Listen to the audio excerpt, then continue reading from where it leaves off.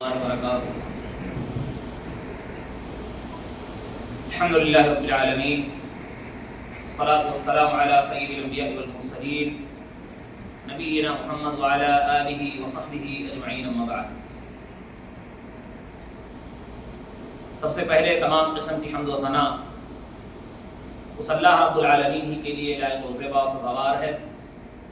جس نے سارے جہان کو پیدا کیا اور اپنے بندوں پر بہت سارے انعامات اور احسانات کیے۔ خوشی میں اور غمی میں ہر وقت اللہ رب العالمین نے ہماری مدد فرمائی۔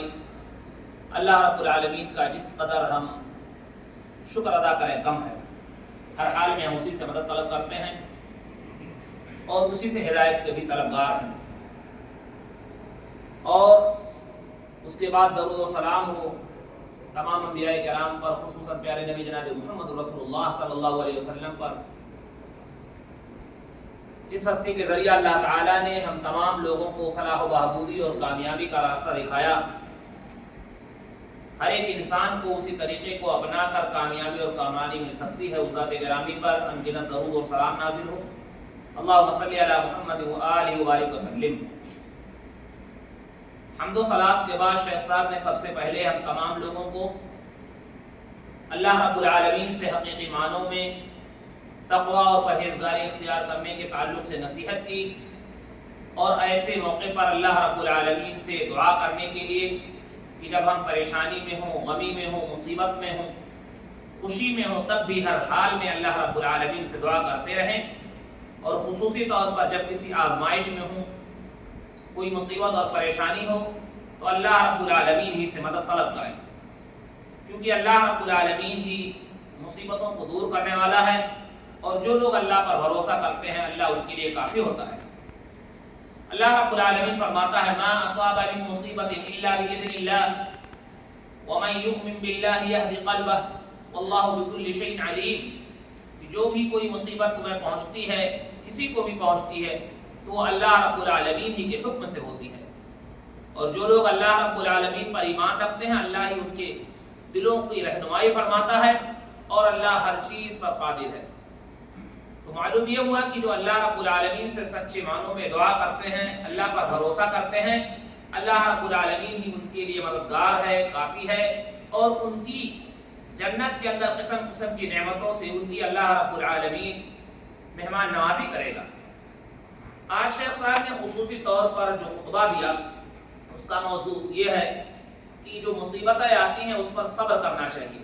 اگر ہم مصیبتوں پر صبر کریں گے تو ہمارے لیے بہت ساری کامیابیاں ہیں۔ پھر چند مثالیں دی،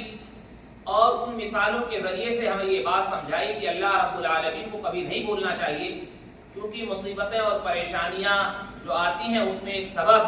شیطان کا وساوس ہے کہ وہ ہمیں طرح طرح سے ورغلاتا ہے، بہکاتا ہے، اور جس کے ناطے انسان اس کے جال میں پھنس جاتا ہے اور پھر اسے خود نقصان اٹھانا پڑتا ہے۔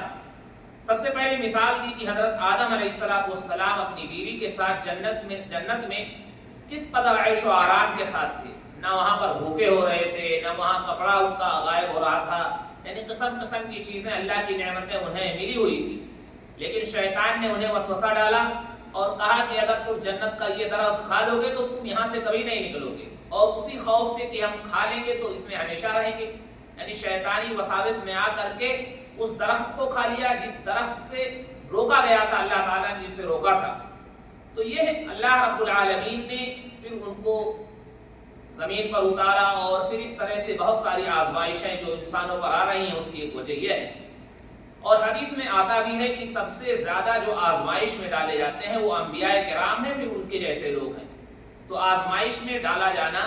یہ اللہ رب العالمین کی طرف سے ہوتا ہے تاکہ بندوں کا امتحان لے۔ اسی طرح سے حضرت نوح علیہ السلام کو دیکھیں کہ اللہ نے انہیں 950 برس تک وہ خدمت کرتے رہے اپنی قوم کی، اور وہ لوگ بہت کم ایسے لوگ ہوئے جو اسلام لائے۔ پھر اللہ رب العالمین نے ان پر بھی آزمائش ڈالی،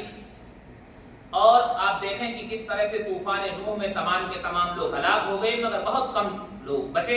جن سے پھر یہ نسل انسانی بڑھی۔ تو اس طرح سے اللہ تعالیٰ نے ان سب کی آزمائش کی، اور اللہ تعالیٰ نے جسے چاہا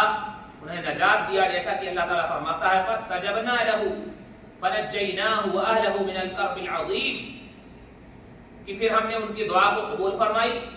اور ہم نے انہیں نجات دیا ان کے اہل کو بڑی بھاری مصیبت سے۔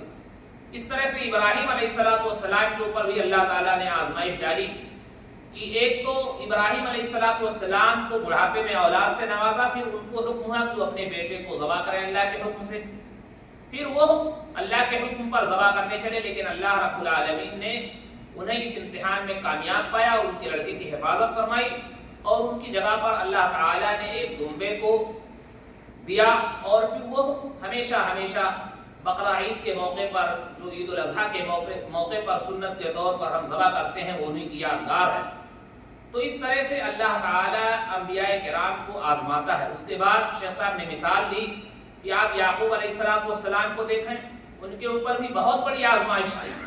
اور اس آزمائش میں وہ بھی کامیاب رہے، لیکن بہت ہی غمگین حالت میں تھے۔ ایک تو یوسف علیہ السلام کا غائب ہو جانا، اور پھر چند سالوں کے بعد ان کے دوسرے بیٹے ان کا بھی غائب ہو جانا، یعنی کچھ مدت کے لیے ان کے آنکھوں کے سامنے سے۔ تو اس طرح سے ان کے اوپر بہت ساری مصیبت ہوئی، جسے اللہ تعالیٰ نے بیان کیا ہے وَابْيَضَّتْ عَيْنَاهُ مِنَ الْحُزْنِ فَهُوَ كَظِيمٌ، کہ ان کی دونوں آنکھیں سفید ہو گئی، یعنی وہ نابینا ہو گئے اور اندر ہی اندر گھٹتے جا رہے تھے، یعنی اتنی تکلیف تھی کہ اللہ رب العالمین سے اپنا شکوہ کر رہے تھے اور اندر ہی اندر وہ گھٹے جا رہے تھے، پریشان تھے۔ لیکن اللہ رب العالمین نے پھر ان کو بھی، جب اللہ سے دعا کرتے رہے، اللہ پر بھروسہ کرتے رہے، تو ان کو یہ کامیابی ملی۔ پھر یوسف علیہ السلام بھی ملے، ان کے بیٹے بھی ملے، دوسرے بیٹے بھی ملے، پھر اللہ تعالیٰ نے انہیں بہت ساری نعمتوں سے نوازا۔ اور خود یوسف علیہ السلام کو ہم دیکھیں تو بچپن ہی میں ان کے بھائیوں نے انہیں کنویں میں ڈالا، پھر وہ صبر کیے، پھر اس کے بعد پھر جیل میں دی گئے، اور اس کے بعد اللہ تعالیٰ نے انہیں مرتبے سے نوازا، اور اس طرح سے انہیں زمین کا نائب یعنی خزینے کا مالک بنایا۔ پھر انہوں نے تمام لوگوں کے درمیان عدل و انصاف سے کس قدر بھر دیا، اور لوگ امن و امان سے جینے کھانے لگے۔ تو اس طرح سے ہمیں چاہیے کہ شیخ صاحب نے ذکر کیا کہ اللہ رب العالمین آزماتا ہے تو اس پر ہمیں صبر کرنا چاہیے۔ اسی طرح سے فرعون نے موسیٰ علیہ السلام، ان کے بھائی ہارون علیہ السلام کو بہت ساری مصیبتیں دی، لیکن اللہ تعالیٰ نے ان لوگوں کو کامیابی دی۔ اور ایسے موقع پر جب موسیٰ علیہ السلام اپنے قوم کو لے کر کے دریا پار کرنے کے قریب تھے اور اللہ کے حکم کا انتظار کر رہے تھے، جو قوم تھی، اور پیچھے جب انہوں نے دیکھا کہ فرعون اور اس کا لشکر پیچھے آ رہا ہے تو بڑے غمگین ہوئے، جیسا کہ اللہ تعالیٰ نے قرآن میں نقشہ کھینچا ہے۔ قال اصحاب موسیٰ انا لمدرکون، کہ موسیٰ، حضرت موسیٰ علیہ السلام کے جو ماننے والے تھے وہ تو کہنے لگے کہ اے موسیٰ اب ہم تو پکڑ لیے جائیں گے، خوف تھا کیونکہ وہ پیچھے لشکر کو دیکھ رہے تھے۔ لیکن اللہ تعالیٰ نے موسیٰ علیہ السلام پر یہ وحی نازل فرمائی، اور انہوں نے اپنی قوم کو بتایا کلا ان معی ربی سیہدین، ہرگز ایسا نہیں ہوگا، کیونکہ اللہ رب العالمین ہمارے ساتھ ہے اور وہ ہماری رہنمائی فرمائے گا۔ فجعل اللہ لهم البحر طریقا یبسا، پھر اللہ رب العالمین نے ان کے لیے اس دریا ہی کو خشک کر دیا اور راستہ بنا دیا۔ وہ مکمل تفسیر قرآن کریم میں ہے کہ اللہ رب العالمین نے ان کو جب نجات دے دیا، وہ باہر چلے گئے، اور پھر یہ لوگ جب اندر داخل ہو گئے مکمل کے مکمل، پھر وہ اس طرح سے پھر دریا ہو گیا، اور تمام کے لوگ وہ کیا ہو گئے، غرق ہو گئے، اور آخری موقع پر ایمان لانے کا دعویٰ بھی کرنے لگے، لیکن وہ کچھ کامیابی نہ بنا۔ تو اس طرح سے اللہ تعالیٰ نے فرعون کو، اس کے تمام لشکر کو ہلاک کر دیا، اور اللہ رب العالمین نے یہ تفصیل ذکر کیا ہے۔ تو اللہ ایک دوسری جگہ فرماتا ہے وَلَقَدْ مَنَنَّا عَلَى مُوسَىٰ وَهَارُونَ وَنَجَّيْنَاهُمَا وَقَوْمَهُمَا مِنَ الْكَرْبِ الْعَظِيمِ، کہ ہم نے موسیٰ پر اور ہارون پر بہت سارے انعامات اور احسانات کیے، اور ہم نے ان کو، یعنی ان دونوں کو اور ان کے قوم کو، اس ظالم قوم سے نجات دیا، اور بہت بڑی مصیبتوں سے انہیں نجات دی۔ تو اللہ رب العالمین پر جب بھروسہ کرو گے تو انشاءاللہ کامیابی ہوگی، اس لیے کہ پریشانی کے بعد آسانی آتی ہے۔ اسی طرح سے مثال حضرت زکریہ علیہ السلام کی بھی، کہ ان کے بڑھاپے تک اولاد نہیں تھی، لیکن صبر کرتے رہے، اور اللہ رب العالمین سے بڑھاپے میں بھی دعا مانگی، اور وہ دعا قبول ہو گئی، اور اللہ رب العالمین نے انہیں خوشخبری دی، اور یحییٰ علیہ السلام پیدا ہوئے۔ تو اس طرح سے اگر آپ دیکھیں تو اللہ تعالیٰ نے بہت ساری آزمائشیں، حضرت عیسیٰ علیہ السلام کے اوپر، ان کی والدہ کے اوپر آزمائش آئی، لیکن سب کے سب صبر کرتے رہے۔ اسی طرح سے ایک مثال شیخ صاحب نے بات یہ دی کہ ہم خود دیکھیں کہ ہمارے پیارے نبی جناب محمد رسول اللہ صلی اللہ علیہ وسلم کو کتنی مصیبتیں آئیں، آپ صلی اللہ علیہ وسلم پیدا ہوئے تو یتیم تھے، پھر تھوڑے ہی دن کے تھے تو والدہ کا انتقال ہو گیا، پھر اسی طرح سے دادا کا انتقال ہو گیا، اور پھر چاچا کا بھی انتقال ہو گیا، اور نبی کریم صلی اللہ علیہ وسلم پر مصیبتیں ہی مصیبتیں آتی رہیں۔ ادھر دشمنان اسلام کس طرح سے نبی صلی اللہ علیہ وسلم کو پریشان کر رہے تھے، مگر ایسے موقع پر بھی نبی صلی اللہ علیہ وسلم صبر کا دامن نہیں چھوڑا اور بالآخر بہت ساری کامیابیاں ملی۔ تو اس طرح سے دنیا کے اندر جو مصیبتیں آتی ہیں اس پر ہم سب کو صبر کرنا چاہیے، ہمت سے کام لینا چاہیے، اللہ پر بھروسہ کرنا چاہیے۔ تو اگر ہم اللہ پر بھروسہ کریں گے، توکل کریں گے، تو انشاءاللہ اللہ رب العالمین ہماری دعاؤں کو قبول کرے گا۔ بہت ساری آیات شیخ صاحب نے ذکر کی ہیں، مثلا اللہ تعالیٰ ایک جگہ فرماتا ہے امن یجیب المضطر اذا دعاہ ویکشف السوء، کہ بھلا بتاؤ جو مجبور ہیں ان کی دعاؤں کو کون قبول کرتا ہے؟ جب وہ اس کو پکارتے ہیں ان کی تمام مصیبتوں کو دور کرتا ہے، یعنی اللہ ہی دور کرتا ہے۔ لہٰذا اگر کسی کو کوئی مصیبت آتی ہے، کوئی پریشانی پہنچتی ہے،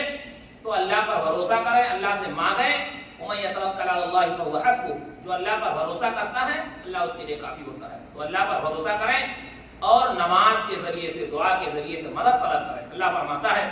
یا ایھا الذین آمنوا استعینوا بالصبر والصلاۃ، کہ اے ایمان والو تم صبر کے ذریعے سے اور نماز کے ذریعے سے مدد طلب کرو، یعنی کوئی مصیبت آئے تو صبر کرو اور نماز کے لیے دوڑو، نماز پڑھو۔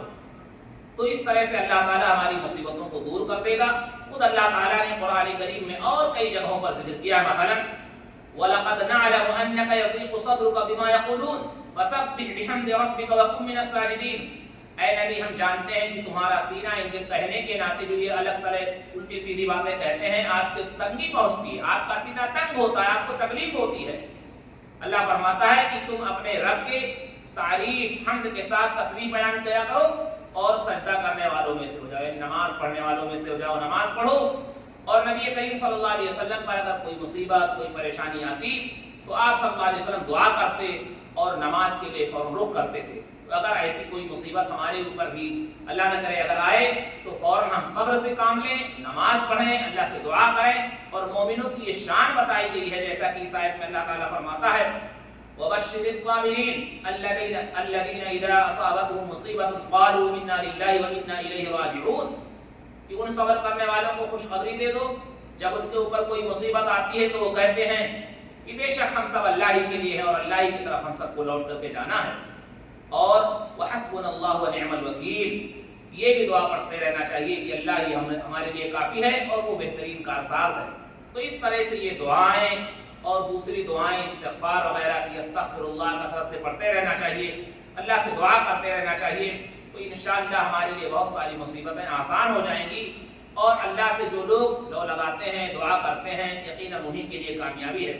تو شیخ صاحب نے یہ قیمتی نصیحتیں آج کے خطبے میں کی ہیں میرے بھائیوں۔ ہمیں چاہیے کہ ہم ان دعاؤں کو پڑھتے رہیں۔